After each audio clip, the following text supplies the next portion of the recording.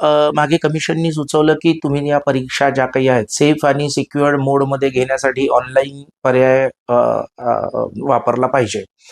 परंतु पुन्हा प्रश्न तोच आहे.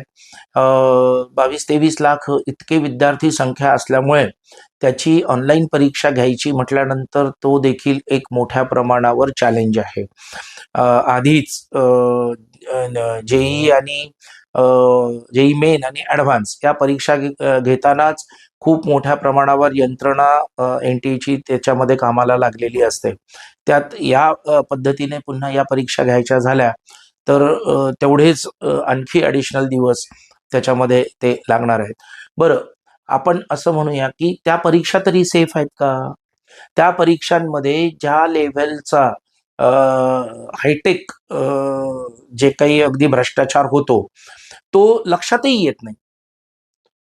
अनेक ठिकाणी असं लक्षात आलेलं आहे का ज्यांची खरोखर तेवढे मार्क्स मिळवण्याची पात्रताच नव्हती अशी मुलं IITs मध्ये निघून गेलेले आहेत.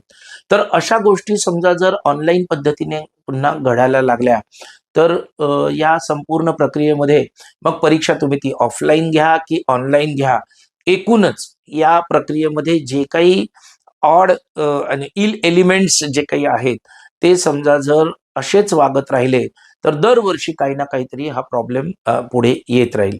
तेवढ्यापुरतं 1 वर्ष कोणीतरी अगदी शांतता बाळगतं कारण ते सगळं वातावरण गरम असतं म्हणून, आणि लगेच दुसऱ्या वर्षी पुन्हा काही ना काहीतरी अशा पद्धतीच्या या गोष्टी घडतात. तर आता याला पर्याय काय? तर याला पर्याय एकच आहे. सगळ्यात महत्वाचं म्हणजे या परीक्षांच्या साठी ज्या पद्धतीने एकंदरीत इकोसिस्टम तयार झालेली आहे ती इकोसिस्टम पहिल्यांदा ब्रेक झाली पाहिजे.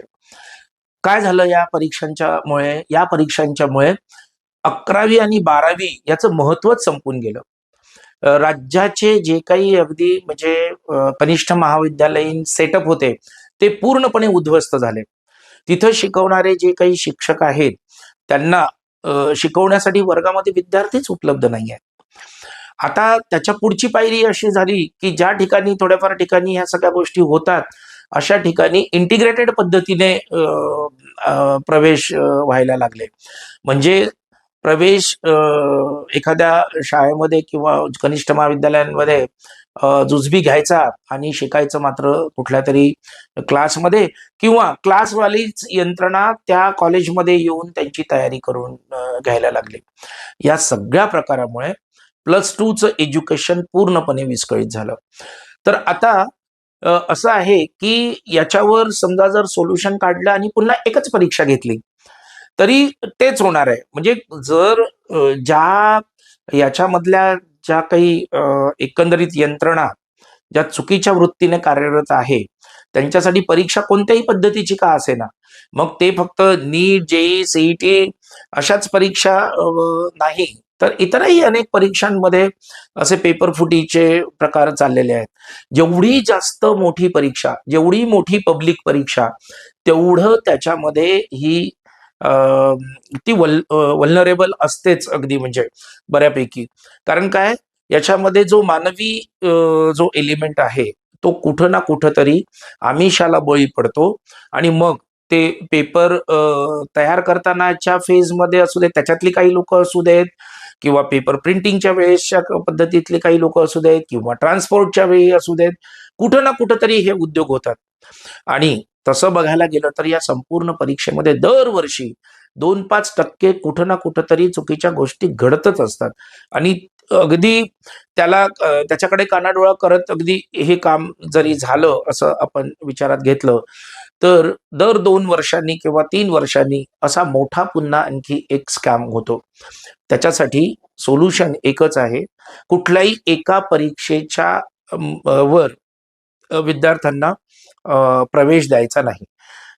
प्रवेश जर त्यांना जो द्यायचा आहे तो किमान 2 किंवा जास्तीत जास्त 3 या परीक्षांचा ऍव्हरेज जे काही आहे तो करूनच द्यावा. माझ्या मते तर त्या 3 परीक्षा असाव्यात.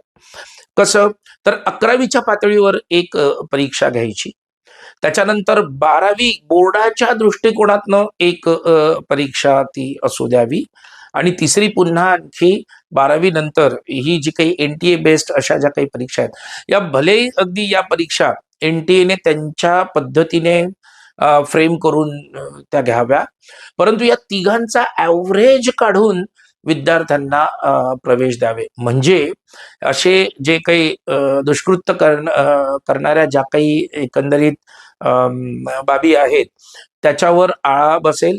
कारण कुठल्याही एका बेसिसवर त्यांना तो प्रवेश मिळणार नसतो. त्यांना समजा जर ती बदमाशी करायची असेल तर तीनही परीक्षांमध्ये करावी लागेल, आणि जे की एकाच वेळी शक्य होणार नाही. आणि त्यातून विद्यार्थ्यांना एक चांगला असा पर्याय निर्माण होईल. आणि जी एकंदरीतच 11वी-12वीची म्हणजे कनिष्ठ महाविद्यालयीन यंत्रणा जी आहे विस्कळीत झाली ती पण जाग्यावर येईल. अशा पद्धतीनेच हा आता गाडा पुढे रेटायला पाहिजे असं मला तरी वाटतं.